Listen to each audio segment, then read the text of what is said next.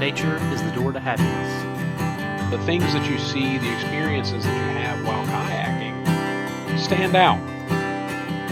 Not only is it people's own personal kind of spiritual experiences that we try to create in the wilderness for people, it's also like this community building thing, right? There are lots of keys you can use to unlock it. Like, we all got to be Goonies for a little bit if you grew up in the 80s. That was an absolute dream to go find, a pirate's chest full of gold. Now, as you can tell, we're pretty passionate about catfishing. We could keep talking all night long, really. Let us help you find your key. Welcome to the 12 Hike Podcast. Open my eyes, and here's this Milky Way, and I'm looking at this, and it was an instant reaction. Like, I went to nudge somebody next to me because I wanted them to see the same thing I was seeing. I wanted to share that with somebody, and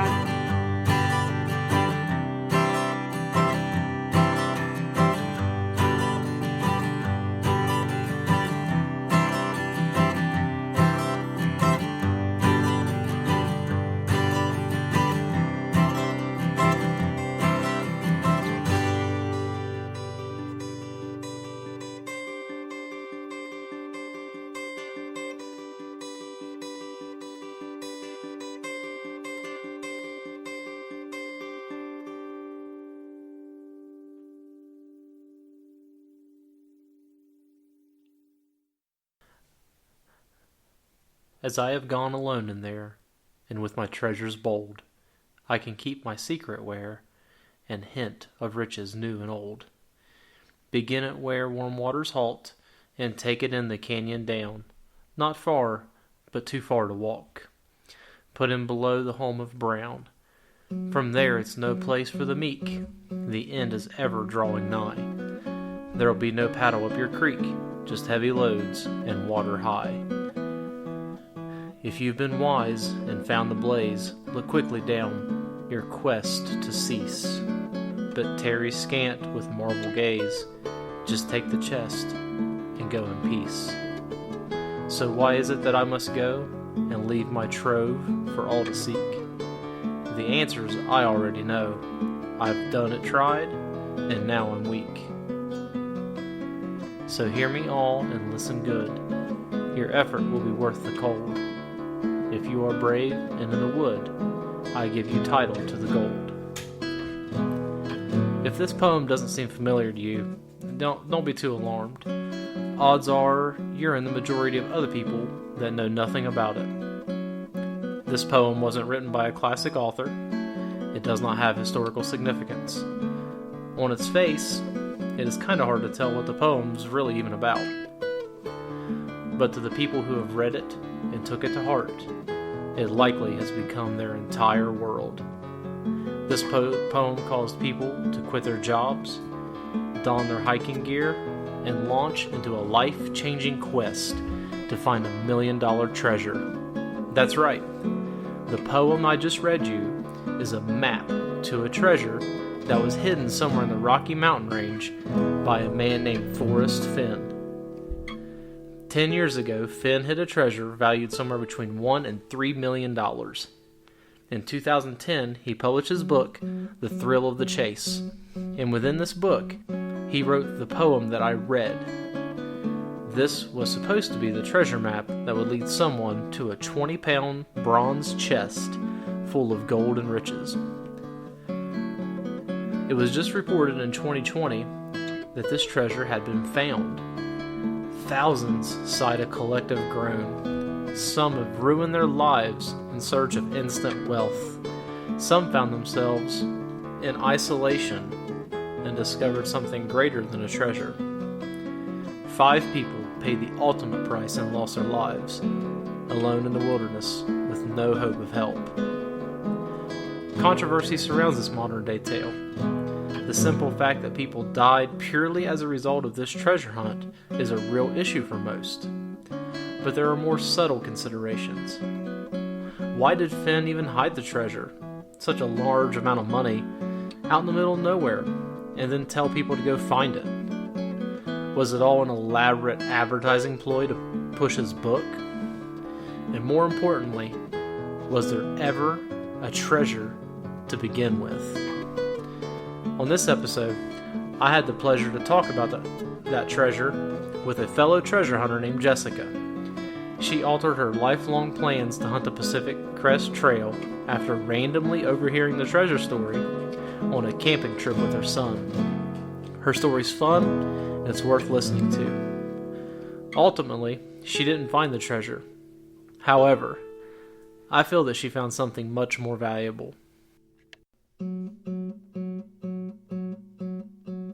First of all, thank you very much for even agreeing to talk to me. I know it's kind of weird and out of the blue that some random person would ask you about this. Oh God, no! Everybody's been asking me. At least everyone that knows that I went on this. They were super sad. I wasn't the one who found it, but it. I get asked about it. Well, I guess someone from out east did find it. I mean, they haven't released a name. They'll never release the name. If that person's smart, the way I took it when I read the poem and I read the book, and I'll go back to the backstory. I always took it to be in a national park, and if you find anything on a national park, technically it's theirs. So there's that whole leave no trace. And if he were to announce that he found it, and if it was truly on a national park, then he would have to give that up. That is my hunch on it, at least. That's interesting. I didn't know that. Oh yeah, when you really start digging into the whole treasure, when you find out about it, now that it's gone, those are the first things that you get into, like the blog groups and everything else, and then you start researching it, and it's federal land. So, and if it was on like a BLM, it's federal land, so they can claim it to be theirs. And so I think in his poem, that's why he had put in there, take the treasure and go in peace. He put clues in there so that, it was just one of those things. And that was one of the reasons why I also went solo. I thought, wow, who do you trust when there's possibly $2 million worth of gold and jewels to not get knocked upside the head out in the wild and have them take the treasure from you? See, I never thought about those things. To me, this was just kind of like a fun little, like a modern day adventure story, but there's some real ramifications to this thing, isn't there? No, I don't, it's sad. Yes, there are some ramifications as far as now, like if you've read some of the news articles, there's somebody saying that her song was stolen and she was hacked, and she had been searching for years for it and spent all this money, and she's putting an injunction on it. And I said, well, you'd have to say who found it, where it was at, and it's like winning the lottery, and there's someone who always has to say, well, you stole the ticket from me. So yeah, there's some ramifications on it, but it was fun. And actually how I found out about the treasure is even a little bit, probably I should have been, scared to do it, but I was out, my son had decided he was going to join the Marine Corps, and I was against it. And I said, well, I'm a backpacker and I'm training to do the PCT. So how about we go out west and you and I will go backpacking for 2 weeks and see if you can handle backpacking if you want to be a Marine. So we had made it out to Grants, New Mexico, and I was done driving, and we had seen a few sites, and we'd already done the Grand Canyon. And when we got to Grants, New Mexico, we stayed in a hotel, and the news came on that someone had just died looking for this treasure, and my ears perked up. I'm like, what treasure? What are they talking about? And that's when I got to Google. I'm like, Gage, literally this guy just hid a treasure chest out in the Rocky Mountains, and I was like, I'm going to go find it. So when we got home from this trip, that's exactly what I set out to do. So I had already saved 30 days of vacation. I was trying to save like 3 months so that I could hike the PCT, and my job was going to let me off for that. And so then I said, well, change of plans, everybody. There's a treasure out there, and I'm going to solve it and go find it. So everybody was super just laughing at this. They're like, only you would do something like this. This is insane. How did you even find out about this? It's like, well, somebody died out west looking for it, and now I need to go look for it. And they're like, oh my God, this girl's nuts. People are dying, and she's going to go by herself looking for this treasure. So I did. I spent a year researching that poem and looking at the maps. And my solve was definitely in the Yellowstone area. And I was out there for a couple weeks, just, hiking along the river, really. The poem, he had said in a couple clues that it's not near like a path that you would be hiking on, but you can hike along the river. And he was an avid trout fisherman, so I was like, oh, it's definitely got to be like near the Madison Valley and near Heban Lake. And I had just went like a little too soon because it was someone had actually, well, a lot of rangers out there were scared for me too.